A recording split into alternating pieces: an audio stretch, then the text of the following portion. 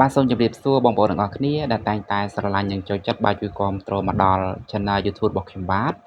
នៅថ្ងៃនេះដែលខ្ញុំបាទធ្វើវីដេអូបង្ហាញបងប្អូននឹងពីរបៀបបដូររូបភាព Profile Telegram ហើយនឹងបដូរឈ្មោះ Telegram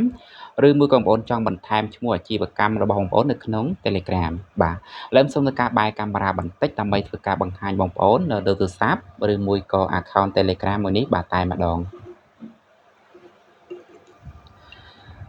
បាទជាដំបូងបងប្អូនចូលមកក្នុងបាទ account Telegram របស់បងប្អូនមកណាបាទចុចទៅលើ Telegram ដើម្បីចូល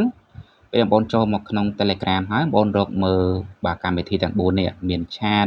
បាទ contact បាទ setting ហើយនឹងបាទ profile បងចុចលើ profile ហ្នឹងមកដើម្បីធ្វើការកែឬក៏បន្ថែមណាបាទពេលបងប្អូនចុចទៅលើ profile ហើយនឹងចេញមកទម្រង់បែបនេះបើសិនជាបងប្អូនចង់ធ្វើការ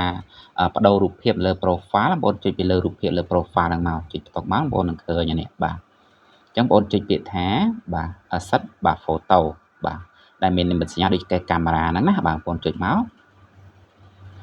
ពេលដែលបងប្អូនចុចបាទ asset photo ហើយមានជម្រើសបងប្អូន2បងប្អូនចង់ធ្វើការថតរូបបាទបងប្អូនធ្វើការថតរូបទៅបើសិនបងប្អូនចង់ធ្វើការជ្រើសរើសរូបភាពបងប្អូនជ្រើសរើសរូបមកសម្រាប់ខ្ញុំអត់ថតទេបាទខ្ញុំធ្វើការជ្រើសរូបភាពទុកបាទរូបមួយនេះគឺថាធ្វើការកែបន្តិចមកបាទដាក់ប៉ុណ្ណឹងទៅគឺសមហើយរួចហើយចុចគ្រីបាទតែប៉ុណ្ណឹងទៅបងប្អូននឹងជាប់ហើយបងប្អូនបានរូបភាពលើ profile 2រូបភាពទី1រូបភាពទី2បើសិនជាបងប្អូនអត់ចង់បានរូបភាពទី1ទេបងប្អូនចង់ធ្វើការលុបរូបភាពនឹងចេញបងប្អូនចង់ទុកបាទរូបភាពលើ profile តែមួយទេបងប្អូនអាចធ្វើការលុបបានបងប្អូនគ្រាន់តែចុចតុកពីលើរូបភាពខាងដើមហ្នឹងមករួចបងប្អូនឃើញតញ្ញាបាទចុច3នេះចុចតុកមករួចបងប្អូនចុចពីការ delete រួចចុច delete មួយទៀតមកតែប៉ុណ្ណឹងទៅបងប្អូនមានរូបភាពលើ profile តែមួយទេបាទហើយបើសិនបងប្អូនចង់ធ្វើការកែឈ្មោះបងប្អូនឃើញសញ្ញាខ្មៅដៃបងប្អូនចុចទៅលើខ្មៅដៃហ្នឹងមកដែលមានពាក្យថាបាទ edit info ចុចតុកមករួចបងប្អូនធ្វើការកែទៅបើសិនជាបងប្អូនចង់បានឈ្មោះខ្មែរវិញម្ដងឬមួយក៏បងប្អូនចង់បានឈ្មោះថ្មីបងប្អូនធ្វើការកែទៅណាឈ្មោះខ្ញុំនេះគឺ Thi Dara លើធ្វើការកែចុចពីថា edit info ហ្នឹងមកបាទនេះចុចពីទុកពីលើបាទ Thi ហើយនឹង Dara អញ្ចឹងខ្ញុំធ្វើការចុចពីលើ Thi មកដើម្បីលុបបាទលុបសិនមកដាក់ខ្មែរវិញម្ដងណាបាទចិត្តដាក់ទៅទេបងប្អូនណា Thi រួចហើយដាក់ចុចបន្តមកលុបចេញ Dara រួចហើយចុចគ្រីហើយបើសិនជាបងប្អូនចង់បន្ថែមបាទឈ្មោះអាជីវកម្មបងប្អូនអាចធ្វើការបន្ថែមបានឧទាហរណ៍ថាខ្ញុំចូលមកនេះបាទធីនេះឥឡូវ Telegram របស់ខ្ញុំនេះជា Telegram ដែលខ្ញុំធ្វើការបាទរត់ឡានឈ្នួល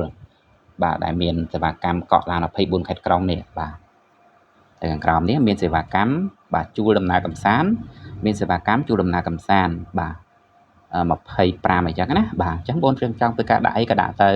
បាទឥឡូវធ្វើការបាទដាក់បង្ហាញបងប្អូនអញ្ចឹងរបៀបដាក់បែបហ្នឹងបងប្អូនគ្រាន់តែបាទចូលមក profile ដដែលមក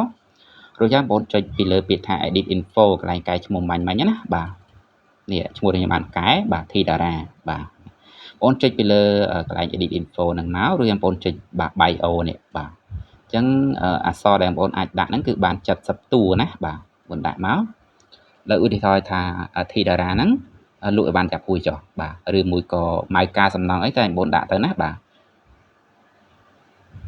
ខ្ញុំបាទ Thi មានលក់ឲ្យបានចាប់ហួយបោះដុំនឹងលក់រាយគ្រប់មុខតំណែងបាទចុចសញ្ញាខណ្ឌមួយចោលមកនេះខ្ញុំបាទ Thi មានលក់ឲ្យបានចាប់ហួយបោះដុំនឹងលក់រាយគ្រប់មុខតំណែងបាទអូខេអញ្ចឹងបងប្អូននឹងអាចបន្ថែមបាទអក្សរ11តួទៀតណាបាទពេលបងប្អូនធ្វើការបន្ថែមឈ្មោះអាជីវកម្មបងប្អូនរួចរាល់ហើយបងប្អូនចុចគ្រីសផងដើម្បីជាប់ណានេះពេលដែលបងប្អូនចូលមកក្នុងបាទ Telegram របស់គេនឹងឃើញហើយបាទអញ្ចឹងយូរឆាប់ក៏ឃើញនេះឃើញហើយនេះបាទអញ្ចឹងបងប្អូនអានមើលទៅហើយពេលបងប្អូនចូលនៅក្នុង Telegram របស់គេបងប្អូនឃើញនេះបាទអញ្ចឹងបងប្អូននឹងឆ្ងល់ថាឈ្មោះមិនក៏អត់ដូរបាទដោយសារតែខ្ញុំបាន save នៅក្នុងលេខទូរស័ព្ទចឹងអត់ដូរទេណាបាទអញ្ចឹងនេះបាទចុចលើ profile របស់គាត់មកនឹងឃើញនេះបាទធីមានលក់បានចាប់ហួយបាទបោះដុំនឹងលើករាយគ្រប់មុខតំណែងបាទអូខេបាទអញ្ចឹងវីដេអូរបស់ខ្ញុំមានតែប៉ុណ្្នឹងទេហើយមិនឃ្លីបឲ្យបងប្អូនទៅបាទក៏សូមជូនពរជូនជ័យដល់បងប្អូនរកទទួលទីមានបានហើយបើសិនជារកការនិយាយស្ដីរបស់ខ្ញុំមានលើសលួសខ្វះខាតត្រង់ចំណុចណាខ្ញុំបាទក៏សូមខន្តីអភ័យទោសពីសំណាក់ពុកម៉ែបងប្អូនផងបាទនេះពីនេះដែរខ្ញុំបាទក៏សូមអរកាយជំរាបលាជួបគ្នានៅវីដេអូក្រោយបាយបាយ